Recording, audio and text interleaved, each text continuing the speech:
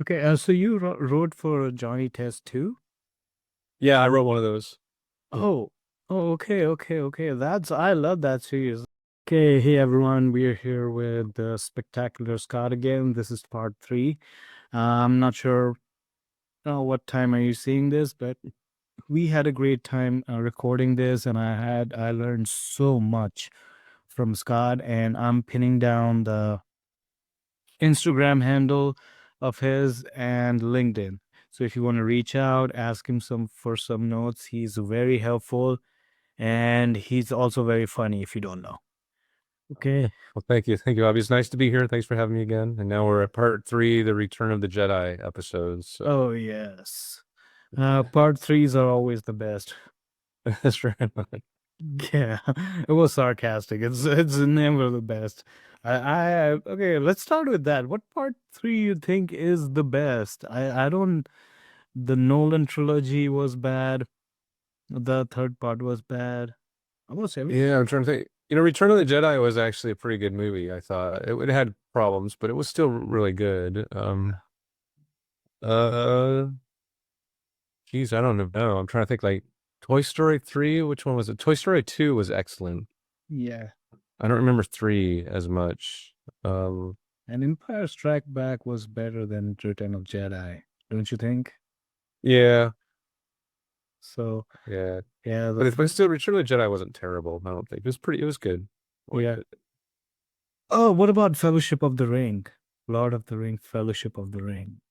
Oh yeah, I think that's the only third part that was good.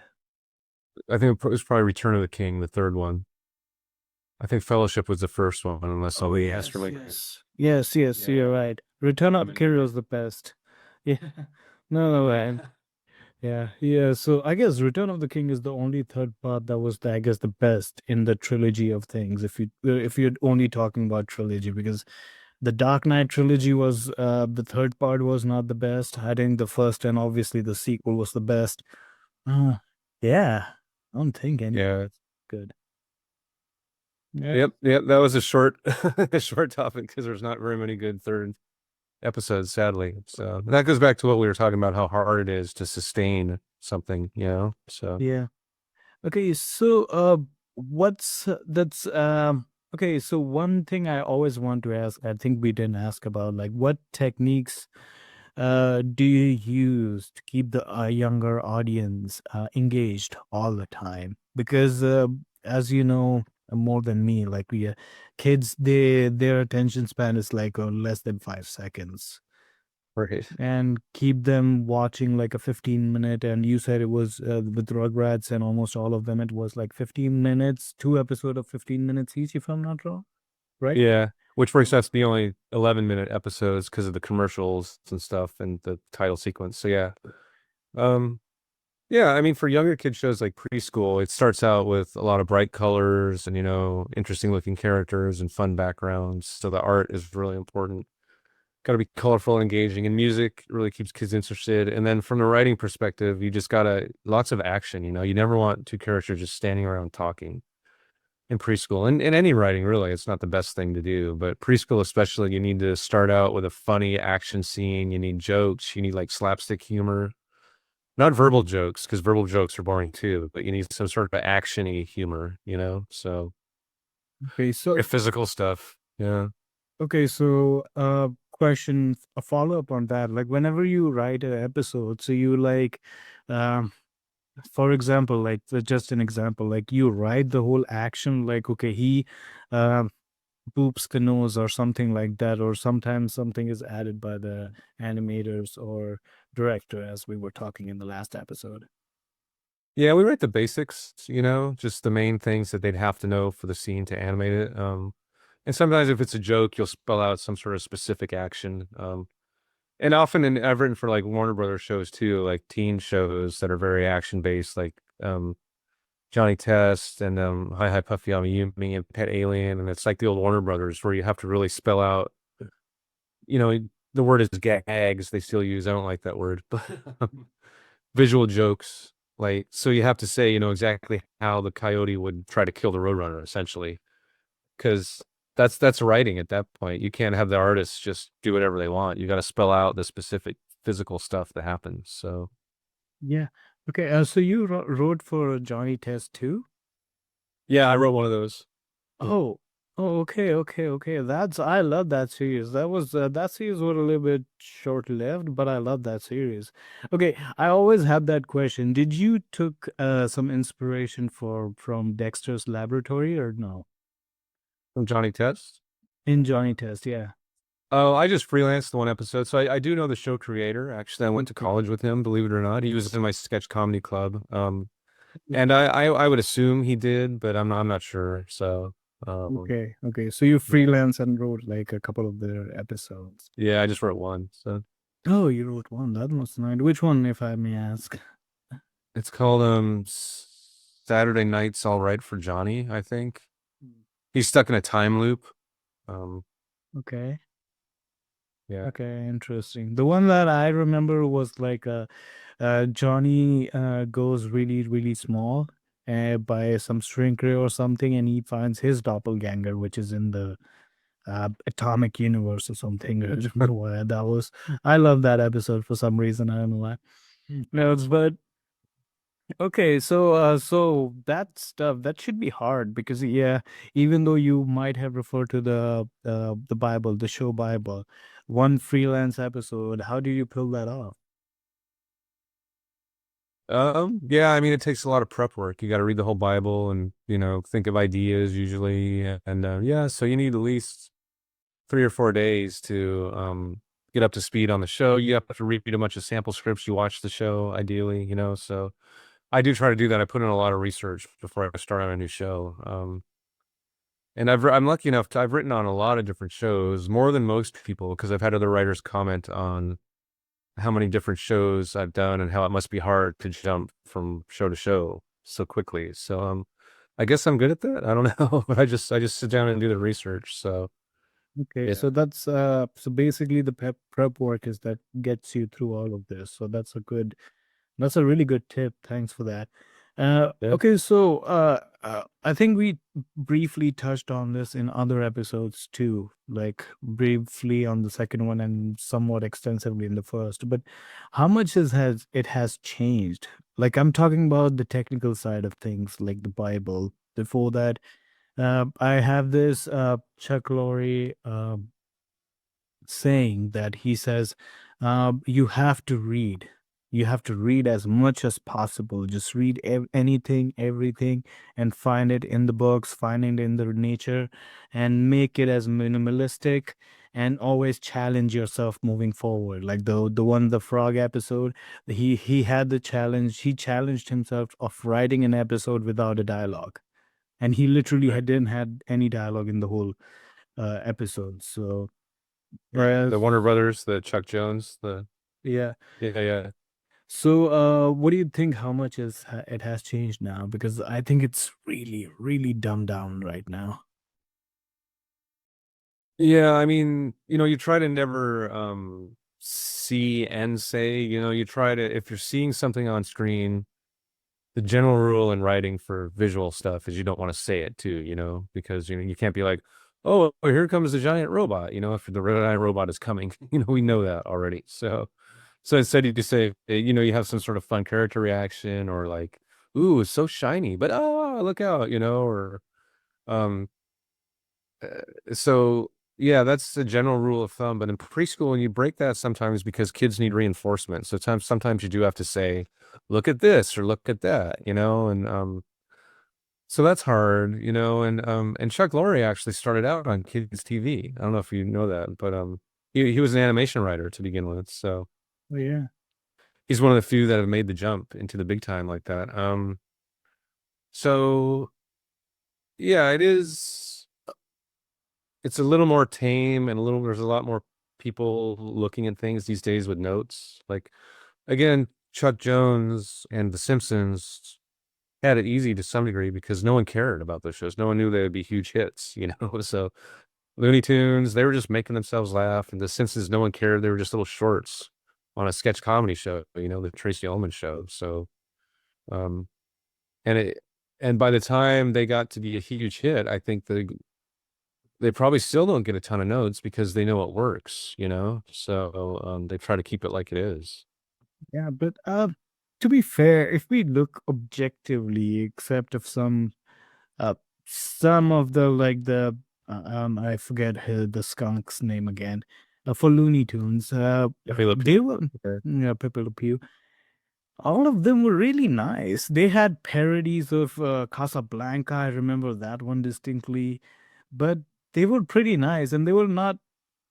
How can I say? I'm losing my words. It's more like they were not that um, that complex, and they were not that as dumb as it is. It was perfectly balanced, and there was no questionable, like almost no, except the when Bugs dressed in drag. But I don't think that's questionable right now either, in a Yeah. sense.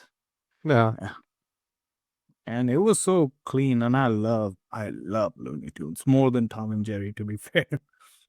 me too. Yeah, I watched Tom and Jerry too. Looney Tunes was my favorite. Yeah. And yeah, I mean, and the opera one too, the Bugs Bunny opera one is a great example because it introduced a lot of kids to opera, you know, which is very, Yeah. very sophisticated and fancy and intellectual, but it did it in a super fun way, you know, so in a simple way. It's all about killing the rabbit, you know, kill the Yeah. rabbit still. So Yeah, and it was funny, and the visual jokes, like when he takes the stick and he just like breaks it and just it's, whoa, and like did this and just then start doing that, and it was really great. And same yeah, thing, Tom and Jerry followed it too. There was an episode with Tom and Jerry, and where Tom basically becomes the whole orchestra, and Jerry becomes the conductor, and that was a fun episode too. yeah, I think I remember that one. Yeah. And if you think about that, Scooby Doo was somewhat of a preschool, but it was I don't know how to say that. That demographic would be right now. If you want to make Scooby Doo right now, that would be like almost adult animation, don't you think? Yeah, I mean it's mystery and it's kind of like horror and scary. So yeah, it was Scooby Doo was legitimately scary, which a lot of kid shows don't do anymore. So Yeah. I love Scooby Doo too. That was my other favorite show. I was a Yeah. big Scooby fan. Yeah. Yeah, Scooby Doo. I loved Adam's Family, the animation, not the old, the black and white series. I heard that one was good too, but yeah, I don't know why. I don't know why people think that the kids are really, really dumb and we have to really, really dumb it down for them. I don't know why, because I loved it. They challenged us philosophically too sometimes. Yeah. Yeah, I wish that's still my favorite kind of programming is Looney Tunes type stuff. And it got really meta too. Like there's the one, I think it's a Daffy cartoon where they're erasing him. You see the Oh artist yeah, Tesla come in. yes. So that was like really surreal and awesome. You know, so, And it turned really out to be Bugs Bunny, and I was like, "Whoa, that's I could not have think about that right now if I wanted to write it." I'm like, "Wow, that's really good." And well, we can talk about Looney Tunes forever, but he made those characters so distinct and so uh what's the word so full of life that we just fell in love with them, and we basically saw them do anything whatsoever, don't you think? Yeah, I mean they're all super strong characters. I forget. I want to say Bugs Bunny was based on he's based on oh, it was Groucho Marx was a big influence on Bugs Bunny.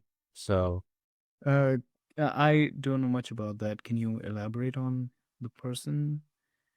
yeah, well, from the Marx Brothers, you know, he had the glasses with the mustache, and anytime you see glasses with a mustache attached, that's like Groucho Marx homage. So Oh. he was the fast talking, had the cigar, and was like, how are you doing? You know, oh, like what's going on? Fast talking, like making jokes all the time, and um, Okay. so it was very much like the prototype for Bugs Bunny. They looked at Groucho Marx, and I think made Bugs talk a little that way. You know, what's up, Doc? That was great, Mm. but that was Groucho Marx too, kind of. So yeah, so they reference some characters from classic television and movies, actually, classic movies. So They parodied, as I said before, Casablanca yeah, with Bugs, Daffy, and yeah, that was one of my favorite episodes too. I was like, that's almost genius. Like no one thinks of that right now. And Yep. maybe a lot of them. Okay, question follow up with you too. Did you do that in Rugrats, Paw Patrol, or any one of your episode like parodied some movie? Oh yeah. There's a lot of that. It's often a Western showdown, parody. Oh, Without guns, of course, but over like a snack or something. They both want to grab for the cookie first, and then you cut between one and the other slowly, and then it gets faster and faster, and then you're just tight on their eyes, as they're all intense. So yeah, there's a lot of nods to spaghetti westerns in cartoons. What else? I've done Star Wars things. So I can't remember. I did a nod to Bugs Bunny, like I said in the show Bat Wheels. I did a nod to actual Bugs Bunny. So yeah, it's always fun when we can throw that stuff in. And going back to the Rugrats again, I think it was Rugrats in Paris. Apparently, it's my favorite kids movie aside from Curious George, but I think that's the one where it opens with a Godfather parody, um, where Angelica is the Godfather. So she's like, that's it's something like, "You babies come to me and you want snacks." I forget what it is, but it's a literal parody of the Godfather. So that's funny. Okay, I think we they did that the Godfather parody again in Zootopia. If you've seen that movie yeah, with yeah, a that one gets done a lot. yeah, because it's such a classic. And and moreover, like if you okay, so spaghetti western, I think you was it in your time when you see the westerns were all the rage, just like superhero movies and shared cinematic universe and IPs right now. Was it your time or was it after your time? Or No, it before? was like spaghetti westerns was before me. Yeah, like I was. Uh, yeah, I was like probably 5 years before I was born, the heyday for them. But they extended into the time that I was here on the planet Earth. But yeah, I love that stuff. I'm a big Western fan, so Yeah, but they died down eventually, and we all know that the current trend will die down again. And you can see a lot of similarities.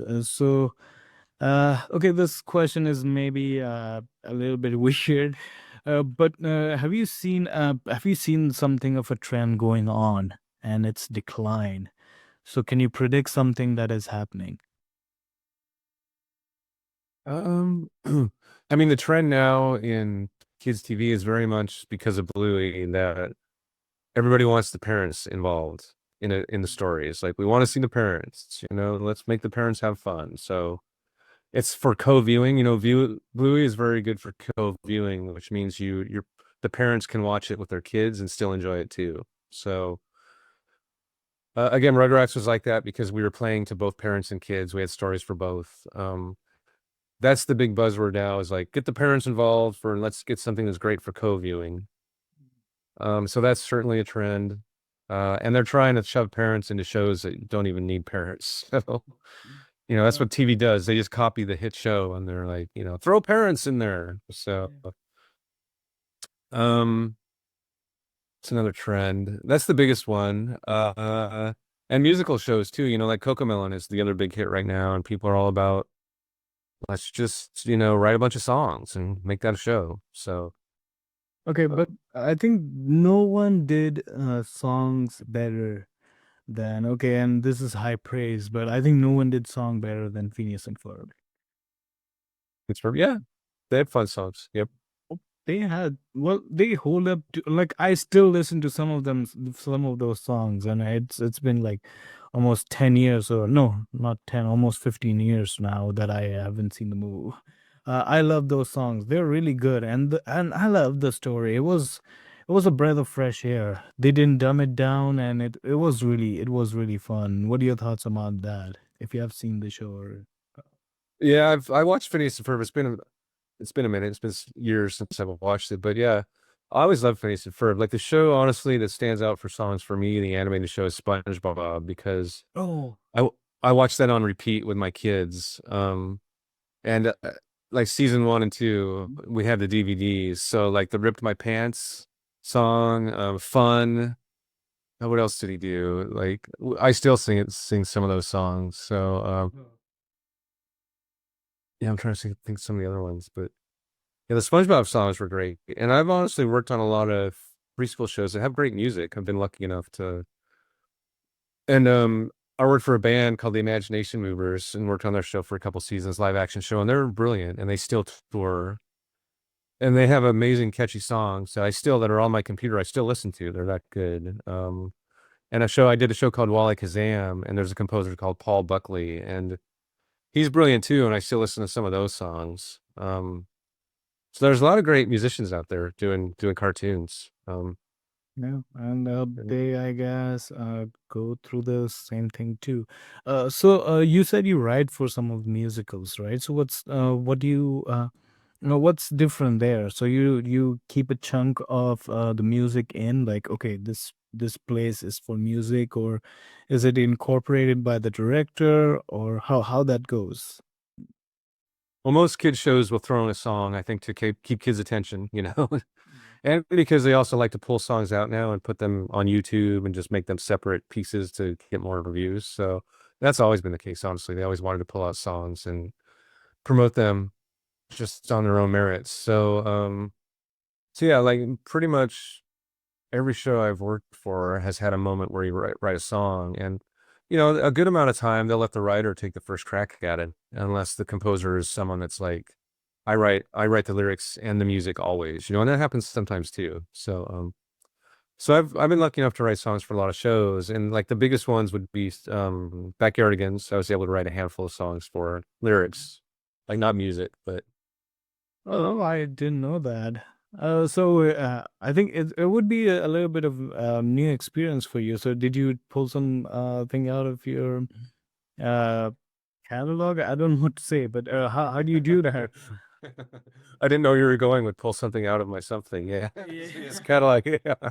Yeah, I censored it midway. I was, but you But that, you yeah, you know what I'm talking about, right? yes, that's true too. You could say that too.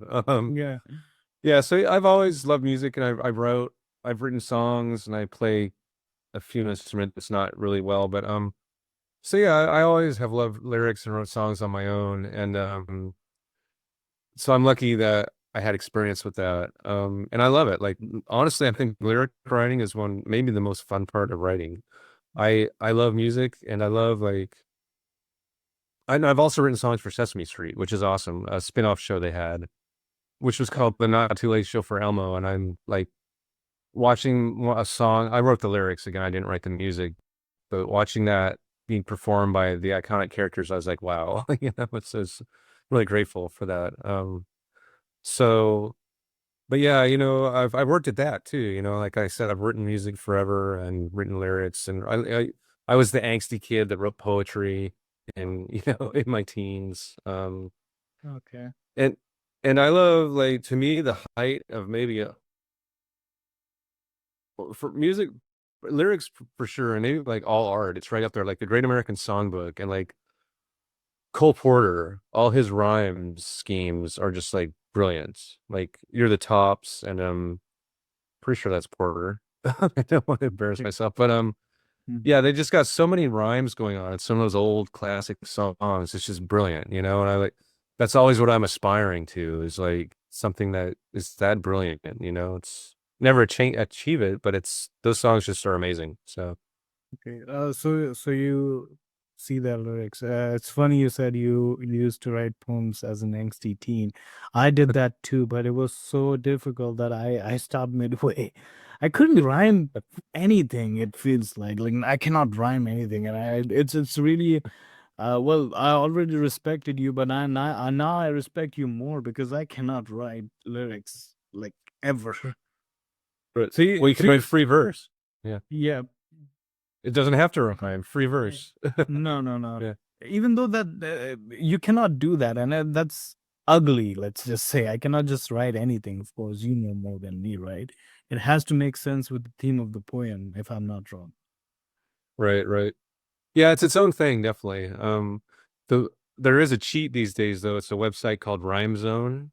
I don't know if you know of it. No. But look it up. Yeah, rhymezone.com. And I've been using that for like every writer I know uses it too. I've been using it for like 15 years. So shh, don't tell anybody listening. Yeah, okay. We'll just post it on YouTube for the world to see. Okay, that's really interesting. But okay, so you okay, the next question would be like, so you write a song for a theme, right? Or you just put in a song as it should match the tone of the episode. Well, every tone, you know what I'm going with this, right? Yeah, I mean it's tailored to the specific moment. Usually it's like it fits the theme for sure, and you're trying to move the story forward in song. You know, the best songs do that. They move the story forward somehow. And we did that happen a lot in Backyardigans. Like the songs, there were 5 songs per episode, I think, and all of them, and they based the Backyardigans essentially on a Broadway show format. You know, so it was really important that the music character came out and the music and the story moved forward. So they always did that really well. And I'm working on a show now called Vita the Vet from Spin Master, the Paw Patrol folks, and it's really good too. Often, like if it's about, let's say the show's about visiting the dentist, the song will be about, you know, it might take place in the dentist's office, and the dentist will sing about why you don't have to be scared, and this is what this does, this instrument, this is what this does, you know. So it's educational, but also entertaining.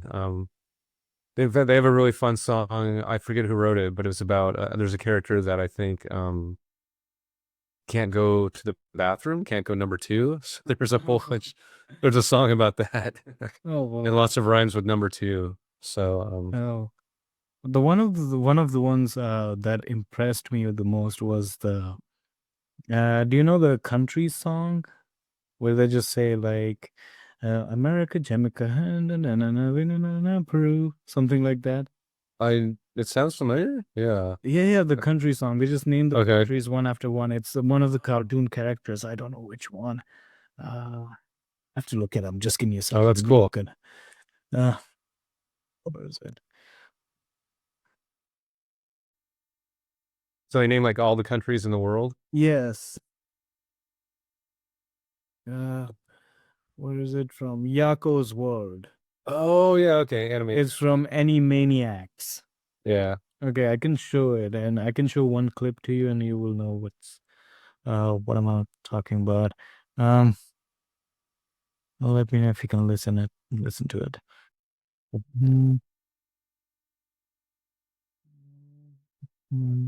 Up. I think that's one of the hardest thing, and I didn't know how they pulled it off because, I guess 100 and some, like 236 countries. Give me Yeah. that. Okay. That's fun. That would be a challenge for sure. Okay, here it is. Let me show you. First look now. Okay, can you see this? Yes. Okay. Yeah, I don't want you here. Stitch. Close.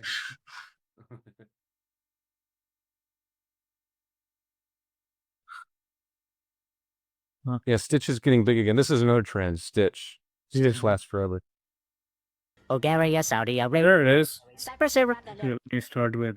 The World, brought to you by Yakko Warner.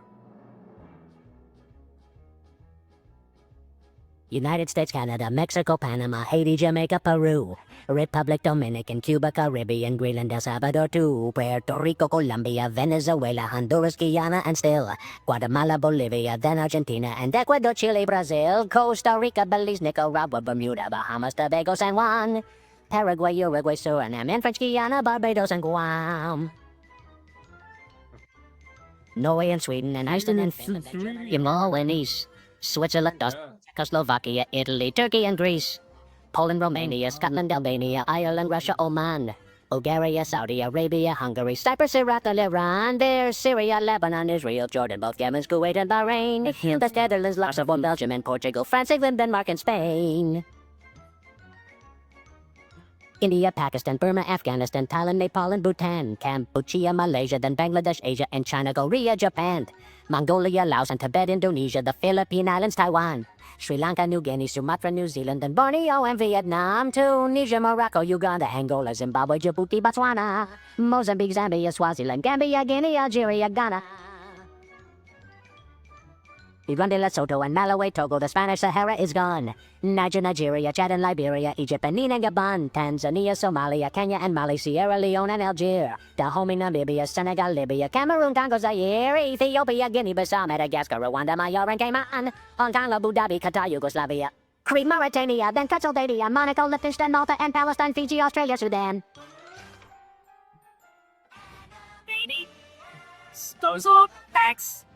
Okay. See? That's awesome. That's an incredible feat, even though the countries are being called different. Yeah, I hope they won some sort of award for that. Oh, I hope do too, because okay, that's I don't know. I didn't know how they thought of that. It's just otherworldly to me that someone can pull that off. If you were given you would have tried too, right? Oh yeah, that'd be a fun challenge. Yeah. Yeah.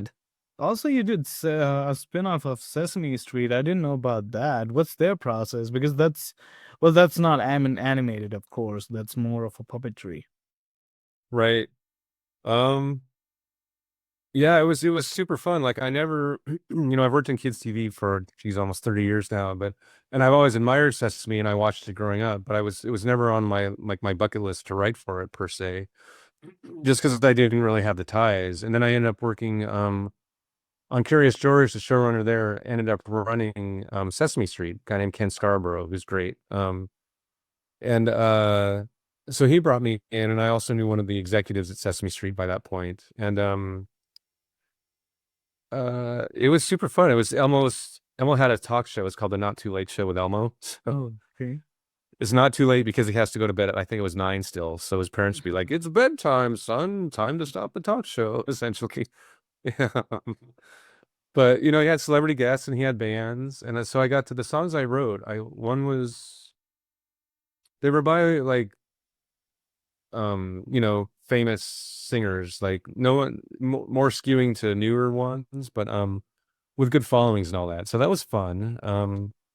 And it was, they've been doing that for so long, Sesame Street. It's really just it's a well-oiled machine, and it's also very collaborative in that you can pitch whatever you want, and they're open to it. So I love that about it. And a lot of my stuff that I wrote for that got aired pretty much the way I wrote it, which sometimes is rare. A lot of times it'll go through a lot of changes, but which was really great. That was really nice. So in Sesame Street was fun too, because the characters already. I didn't have to read the Bible. I didn't have to spend a week researching it. I'm like, I know how Cookie Monster talks. Anybody over the age of 2 knows how Cookie Monster talks. Like, you want Cookie. So that was great about Sesame. You just sit down and get to start having fun writing those characters. So yeah, and Count. I love Count. yeah, I didn't get to write for Count. Oh, you didn't? Oh, No, I would have liked. I don't think I did. Yeah. okay. So it was a talk show. So what did you change about that? Because as far as I know, the talk shows are not scripted. So what was the questions was scripted or what? Yeah, we had kid guests, like they had celebrity guests, and then we also had kids at some point, and we did script some questions, but also they improvised some of the questions on set. But mostly it was scripted. Yeah, actually it was celebrity guests. It changed in the second season to a game show format. That's what I'm thinking of, and we have to script a lot of that too, because apparently, sadly, the ratings didn't do great because nothing on a streamer does great anymore. And so they were like, kids don't understand talk shows. And so they changed it to game shows in the second season, which was still fun, but it didn't lend itself to like celebrity guests or stuff like that. I wasn't writing songs for the game show version. So Okay, and the game show version, I'm just assuming, and correct me if I'm wrong. It's just like a joke in between a particular game or something, and then the game takes over, and I don't know what's going on with that. Yeah, well, it was typical talk show in that they had, even the first version, there was like music and talking segments between. So in the game show, it was games and then segments in between that were like desk bits. Like Cookie Monster was essentially his sidekick. Elmo was the talk show host, and Cookie Monster was his sidekick. So you're right, like they're called desk bits that the host and the sidekick do, like little things like that. It was like in one of mine, Elmo was doing impressions, and he did like, "Me want cookie," and I have Cookie say, "Me have no idea who that is," you know. So and Elmo just kept going, and Cookie was oblivious. So that was fun to write. And then they do, you can have secondary characters come in. Like I had Grover in a jetpack in one of my episodes, just fly in out of control in a jetpack. That was a runner. He was in a jetpack, and Grover in a jetpack writes itself. So, yeah, it was a little in between bits, and often there were runners throughout the episode. Like Little Bo Peep was missing her sheep, I think, in one of them. So we'd keep cutting back to Little Bo Peep looking for her sheep, and her sheep would pop up in weird places, and she'd be chasing. A sheep would run through an interview, So it was stuff like that. So you wrote bits, if I'm not wrong, right? So it was Yeah. boiled down to bits and questions and that. Okay. Yeah. That must have that script should be really, really short then. I don't know why. Yeah, you would think so. They were about 15 pages still, which is about the normal. So we did script the bits, and like I said, there were runners. There was a theme through each one, that a problem at the start that got solved by the end. So yeah, I don't remember how long they were. I should boot one up. Actually, because you're right, they should be shorter because a lot of it was just interview stuff that Okay, so the one question I always wanted to ask, like, what's the most rewarding thing when you're writing for kids television? the most important thing, is that what you said? Rewarding. Or rewarding. Honestly, it's I come from a sketch background and comedy background, so I just love making kids laugh. And there have been some shows, you see people post on fan boards about various shows, and the most rewarding stuff I've seen is little kids just cracking up at some sort of joke you've written. So I Okay. love that. And it's also rewarding. Kids TV is unusual in that I feel like not a lot of the audience, but there's a significant portion of the audience that is special needs probably and is on the spectrum. And it's really rewarding to see how much the programs matter to people on the spectrum and other people in those situations. So it takes on a special meaning, I think, to some degree, for whatever reason. And so I'm honored to, be a part of that too. So it's really like helping people, like kids media really like soothes and helps and educates. So Okay. Speaking of education, so sometimes do the studios or the production house say something that you have to educate them in this matter, and how do you balance the whole thing with educational and uh, normal humor, kids humor? that's an excellent question. That's a really hard thing to do, and it varies show to show. Like some shows have really intense curriculums. Like Curious George was a super fun show. It's one of my favorites, but the curriculum was pretty intense on Curious George. And also there's a show called Martha Speaks, which is another great show, but it was vocabulary based, if I remember right. And so you'd have to introduce a vocabulary word each episode, and you had to find 5 times throughout the episode to repeat that word. And those scripts were, I don't know, probably 15 pages at most. So you're talking about repeating a word like I can't even think of a good vocabulary word. I'm a writer, but like let's say discombobulate. Like the word of the day is discombobulate. So you'd have to work that into a script organically like 5 times in like 11 minutes. So it's like every 2 minutes someone is saying, I feel discombobulated. So, Yeah. Yeah, or the funny word like oodles. Yeah. Yeah, that would be a good one. Yeah. Oh, I didn't know that. And so you okay, so normal people doesn't talk like that. You know that, right? And it is kind of odd to just put like oodles of fun. Oh, I'm having oodles of fun. I don't know. How do you do that without it sounding like bad or unnatural? I mean, to some degree, it had to sound unnatural. I don't think all the words were as distinctive as discombobulate, but it's just an example. But you tend to call it out too. You like with kids, you say a big word and then you define it. So I feel discombobulated. Oh, you feel confused. So it would probably come up like that in later iterations. It'd be like, I'm confused. I'm really discombobulated. It'd be just kind of a throwaway where you'd kind of define it again and mention it really quickly. So, Okay. but yeah, it's hard to make it seem natural sometimes, honestly. And, Sesame Street obviously has a really big curriculum. It's a huge part of it. Yeah. And they vary too in how they do it, but it's always in all kid shows, honestly. I can assure parents out there that all the kid shows are put a lot of care into reviewing, what's going into it and making sure it's educational. On the shows that claim educational stuff, like they are serious about it. So yeah. And okay, so a follow up on that. They give you some sort of freedom, or they tell you, okay, we're gonna teach discom. Oh, I cannot even say it, and I'm on that word or oodles, for example. You're gonna teach them this word, or is just like, okay, let me select some word, or well, No, they're usually really good. They're called educational consultants for the most part, or curriculum consultants. And Sesame Street, I think they have full-time people doing that. Like a lot of shows hire them on a show-by-show basis. Some of them are based in studios, and there's some that have worked, for 30 years, some really great ones out there. But a lot of times they'll prepare a really detailed document to help you, like 5 or 10 pages even about, how you could work this word in and what this word means and the best way to do it. And which is super helpful. So yeah, you're always given a lot of help by the curriculum people.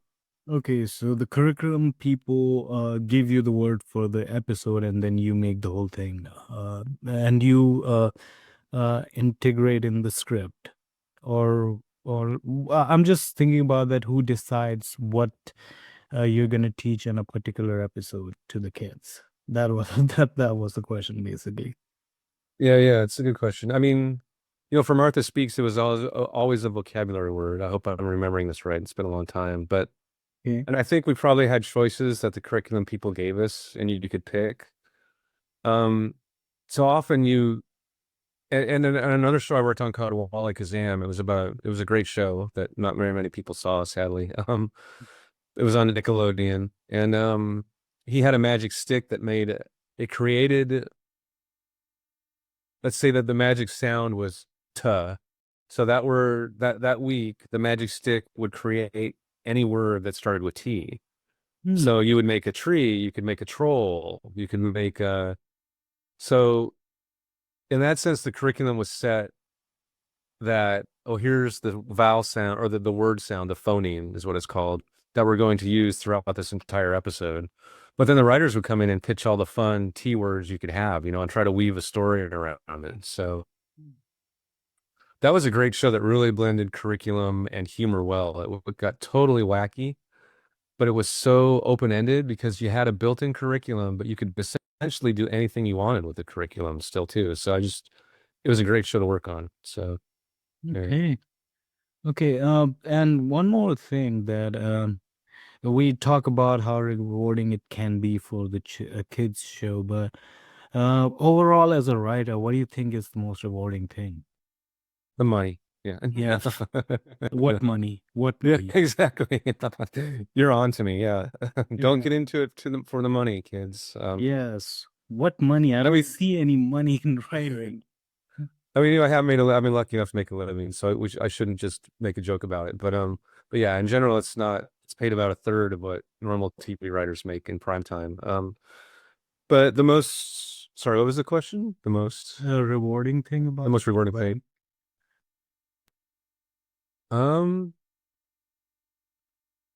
I honestly, and I know some other writers who feel like this, I just love that I can write something on my little computer here in my junky bedroom in Northridge, and I can, like, professional people who voice things for a living will take it seriously, and they'll go into a studio and like spend an hour like really trying to get it right, and then that will go be people will animate it for hours and hours, and then the final show will be on television, and like in some cases, Rugrats, like millions of people will see it, and that's like it's really nice and rewarding when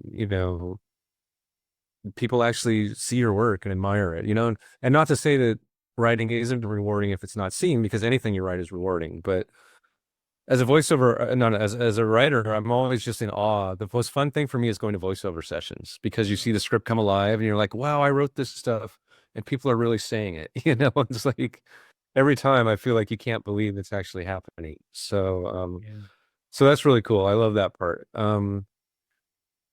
That is the most where I feel like a little kid in awe. And I'm always grateful to do what I do, but that's especially rewarding. And again, I have to mention again how rewarding it is in kids TV to have, you know, shows you write really make an impact on kids' lives and make them laugh and, help them out in a bad time, so I feel lucky to be able to do that. So it's very rewarding.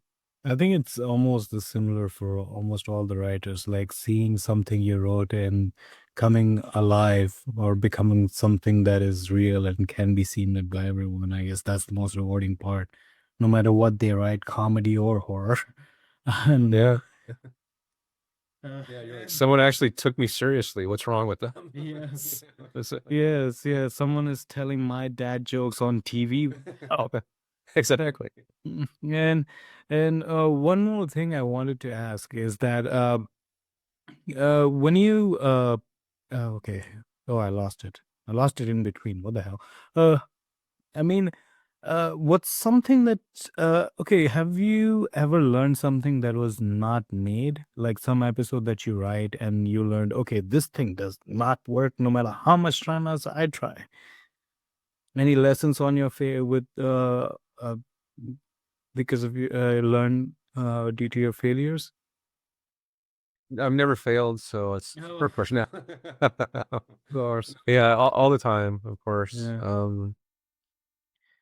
I mean, when you're writing, there's stages in writing in all TV shows. You go premise, outline, first draft, second draft, polish is generally what happens, and scripts can get killed anytime in that process.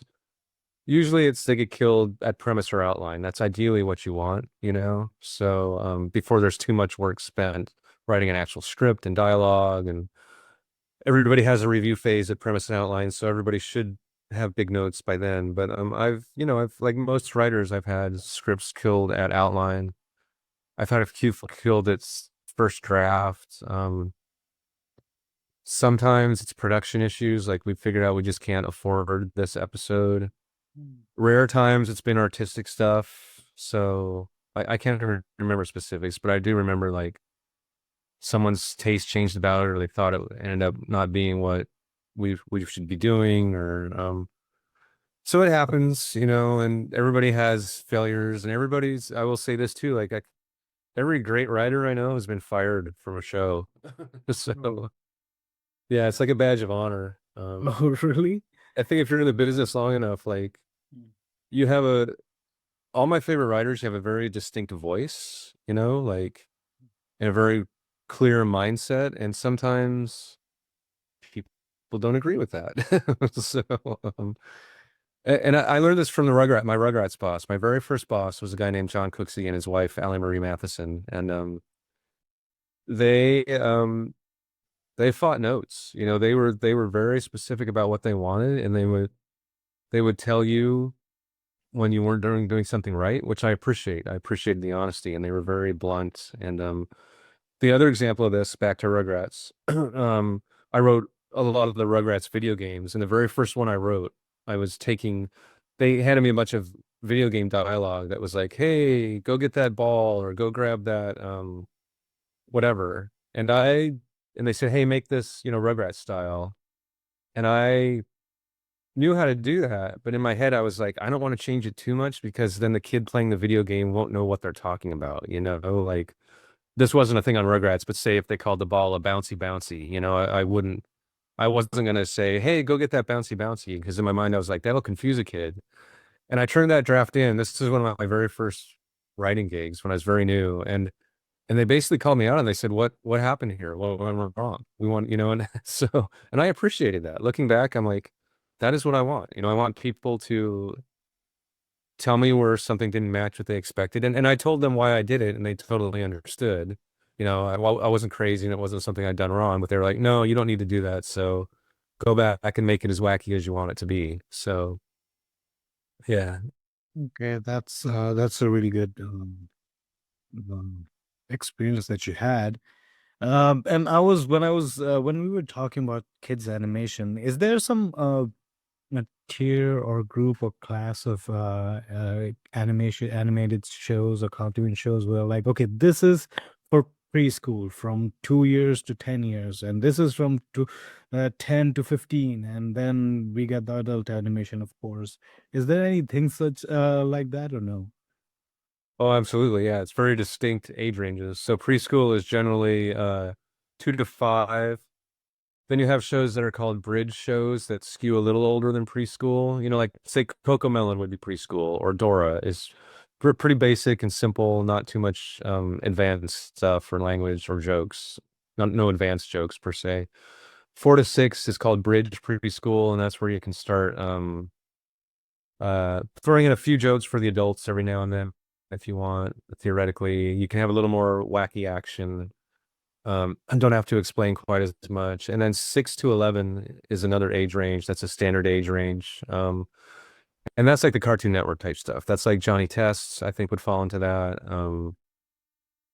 And yeah, and then post that, like kids grow out of it. So by the time I guess a kid is 11, they're all bitter and jaded, and they're like, I don't watch cartoons anymore. So Yeah, I'm an adult. exactly. I'm almost an adult. I want blood and everything. I don't know.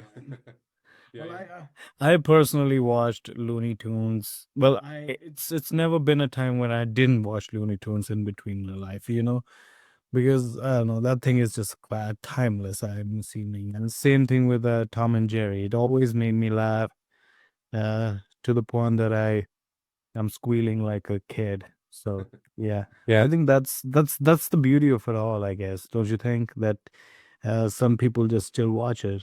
I think yeah.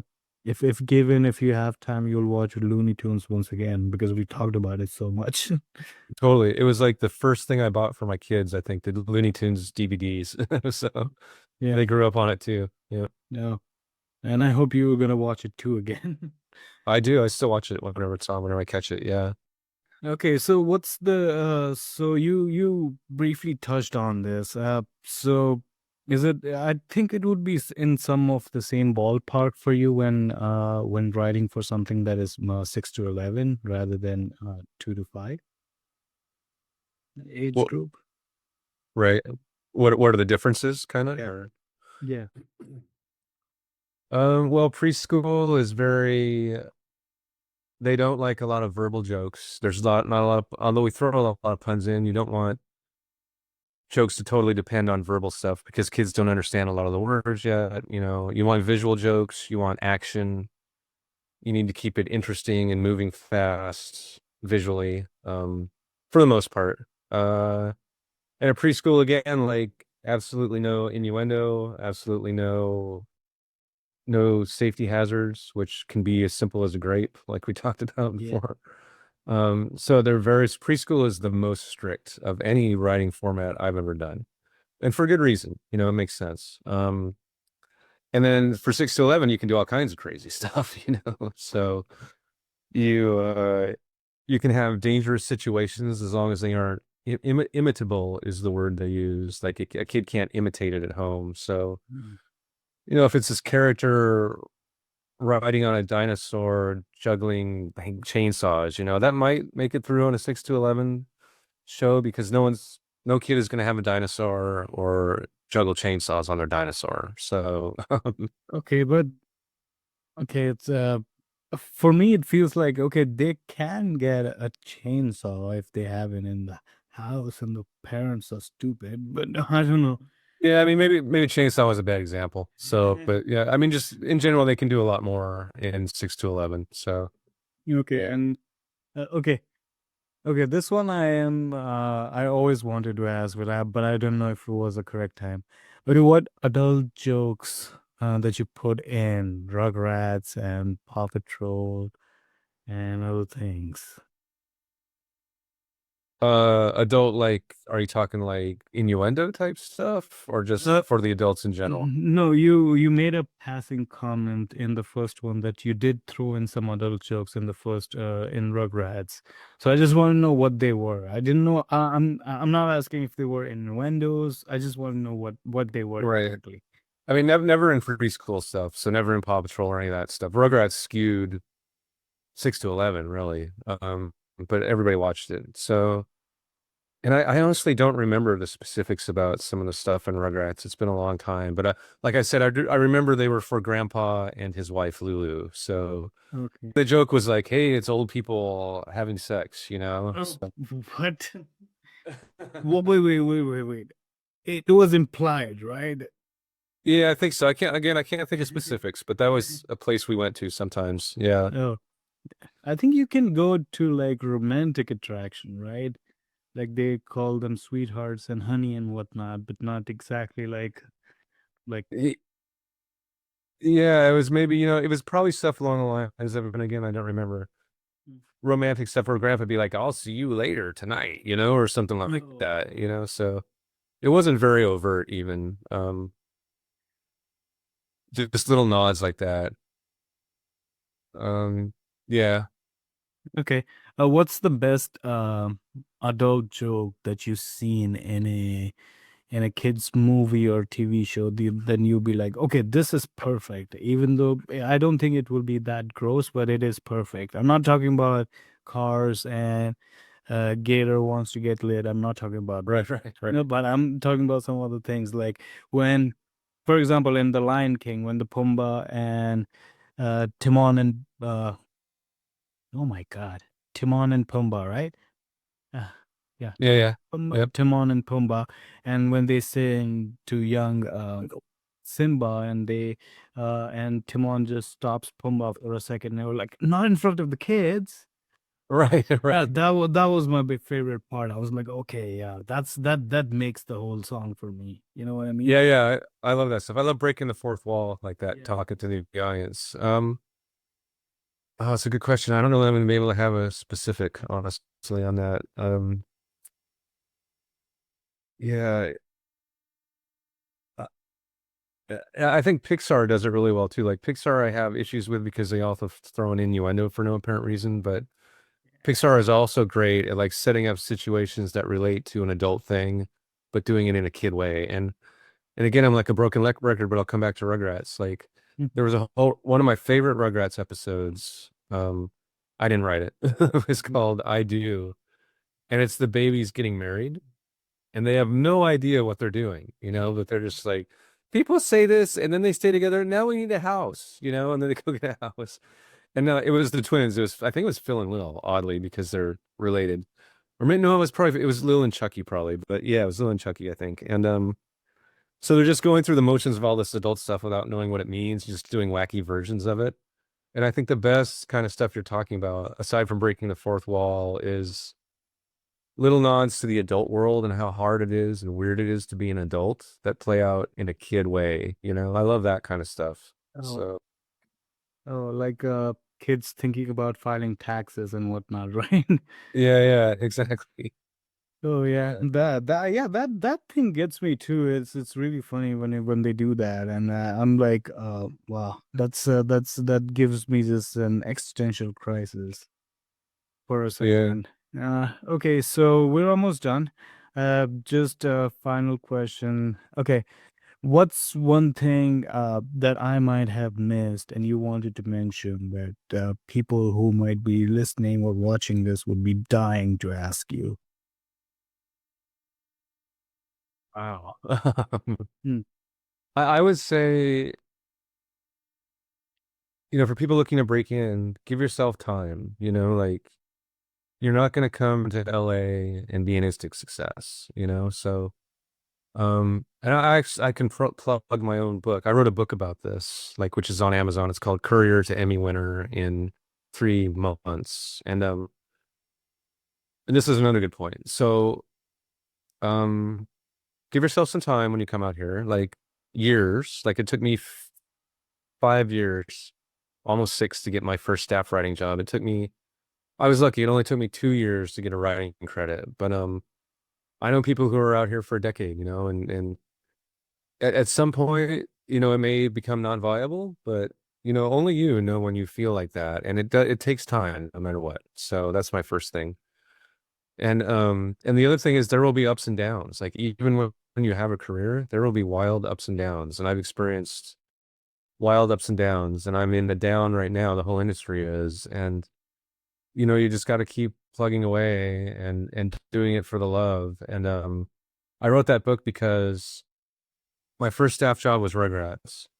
When the show ended, I could not get another job to save my life. And I ended up having to become a courier. I was a driver for a living, and for like a summer, and I would deliver packages to, like, my own agent. I signed on with CAA at that point, and I remember I had to deliver a package to CAA, and I was like, "Holy shit! I hope my agent doesn't see me." But that's kind of like showbiz. It's not all glamorous. It's not all. In fact, it's hardly ever that, really. Like, the Emmys are probably the most fun thing, most glamorous thing I do. And even then, I'm at the Children's Daytime Emmy Awards, where you're like, if you're sitting next to, like, Ben Stein or a soap opera star, you're lucky, and you get buffet chicken. But it's great still. But it's like, you can't go into it for the glamour. You can't go into it for the money. I just love writing, So that will make you stay around in the business the longest, if that's what you're in it for. So Okay, so that will give you the strength to survive those lows. Yep. Okay, that's Exactly. okay. So that's a really good point to end our 3-part trilogy of Our trilogy. podcasts. I hope the third one does the best and become a rarity. So I will. I'm assuming you will. Can you send me the link for your Amazon books so I can plug? Oh, sure. Thanks. So for our Right. viewers, I would plug it in apart from Scott's Instagram and LinkedIn, now we also have his book. So please buy his book and make him rich, please. And because I think it has a lot of personal. If you want to give some details about the book, that would I'm fine with this too. So Okay. Yeah, I mean, real briefly, it's just it's part autobiography. Like, the first part, it's kind of like my story, how I started out and how I ended up here in my apartment in Northridge, well, luxurious apartment in Northridge. And the other part is like writing tips. Like, the last half is kind of me just spelling out writing tips and advice and specific things to do and not do. So yeah. okay, I'm assuming it would be a pretty easy read since you're a writer. And if it is not, that's shame on you. If not, I'll give it your $5 back. Yes. Yes. So you should do that because that would be really, really, really bad. It doesn't look good. Okay, and so for everyone, this was the spectacular Scott, and hopefully we'll be working soon. We'll be talking soon whenever he's back. And it was so nice to talk to you, and it was amazing to see you here, and I hope to see you soon again. Hey, thanks for having me. This was great. And thanks, everyone, for tuning in. Yeah. Bye. All right.